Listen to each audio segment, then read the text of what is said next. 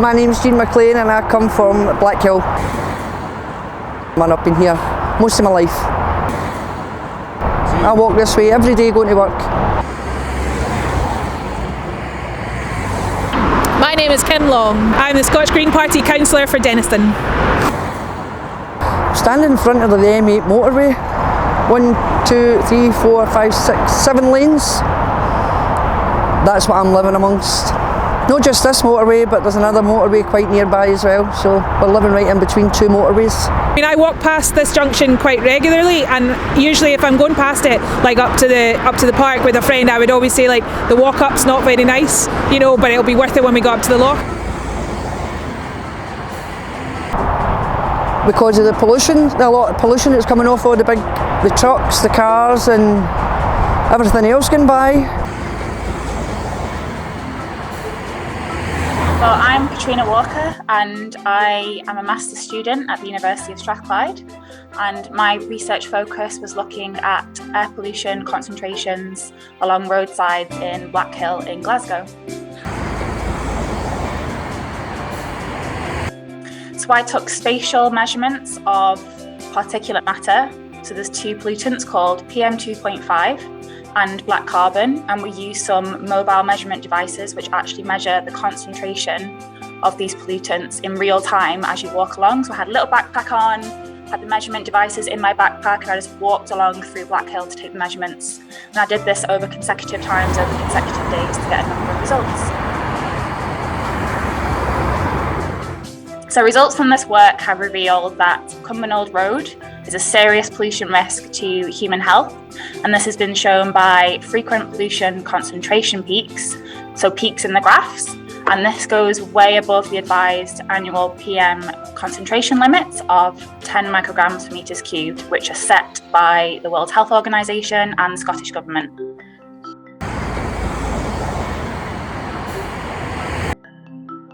What would be considered the safe limit by the World Health Organisation? Yeah. So it's no safe.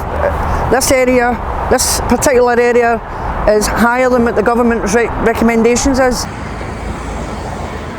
We're always over the safe limit, always over, and that's very concerning. It's really grim. I think this is really horrifying to know that, as well as it's not being a very nice thing to cross because of the motorway, and it's actually difficult to cross all the different pedestrian crosses, to know that actually our health is at risk because it's illegal levels, like hugely illegal levels of air pollution. It's really distressing. It's not hugely surprising, honestly, but it's really horrible. And it also just makes me so angry because we're already in a community that's got quite enough challenges. You know, we've got enough poverty here, we've got enough challenges about transport, we've got enough challenges. We do not need air pollution on top of that will be making people who've got already maybe bad health even worse. So being exposed to these high pollution concentrations caused by traffic on a daily basis, it significantly increases the risk of health problems. So there's been numerous epidemiology studies that show long-term and short-term health implications due to particulate matter exposure. And this can cause oxidative stress in the cells, causing inflammatory responses, a range of diseases, especially respiratory and cardiovascular disease. And particulate matter as well is classed as a carcinogen by the IARC, so you have a high risk of cancer as well. So being exposed to these pollutants on a daily basis can significantly increase the risk of these problems.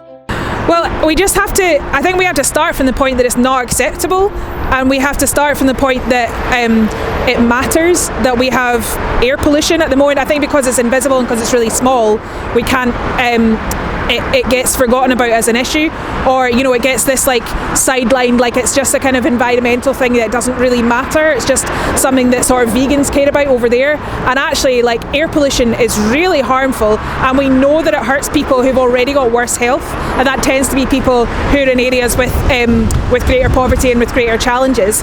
So it's really, really unfair, and we need to take that really seriously.